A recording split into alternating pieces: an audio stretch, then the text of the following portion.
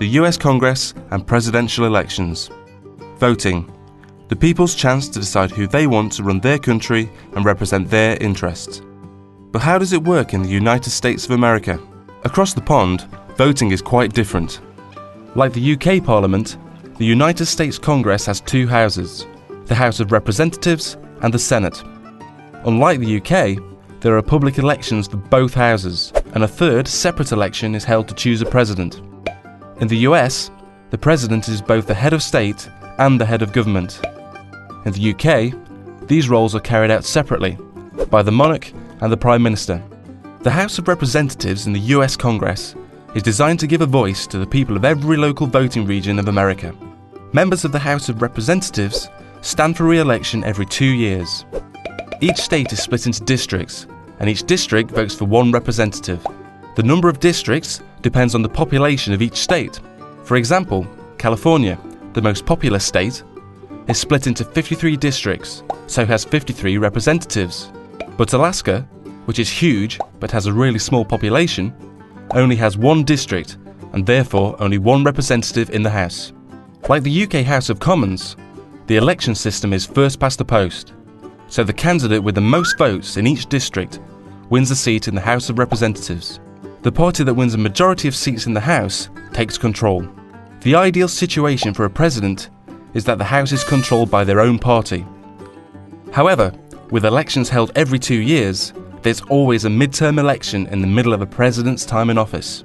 If the public thinks that the president's not doing a great job, they can vote in more members of the opposition party, making it more difficult for the president to pass laws.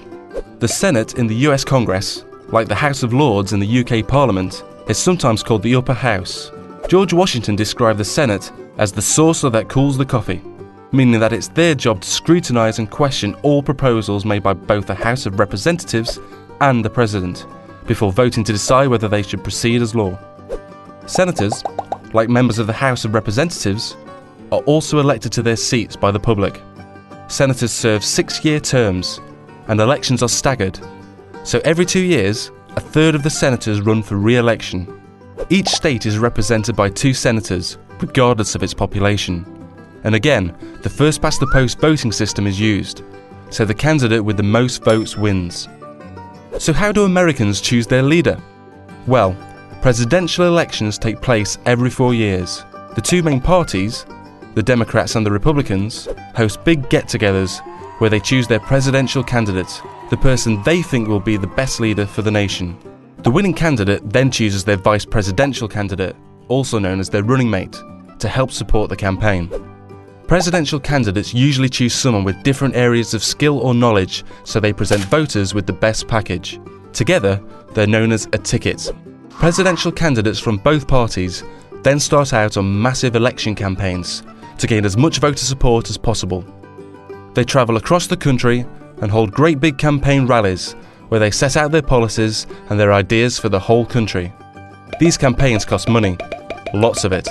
So both candidates have large campaign teams who help raise the tens of millions of dollars needed to keep them afloat. When it comes to election day, the public go to the polls to vote for one presidential ticket. So far, so easy. However, the public don't vote directly for their choice of president.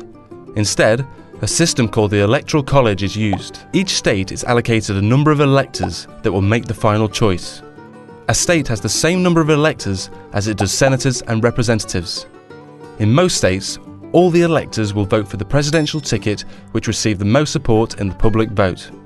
Finally, the presidential ticket with the most Electoral College votes becomes President and Vice President of the United States of America. So that's how things work in the US. A democracy like the UK, but on a much larger scale.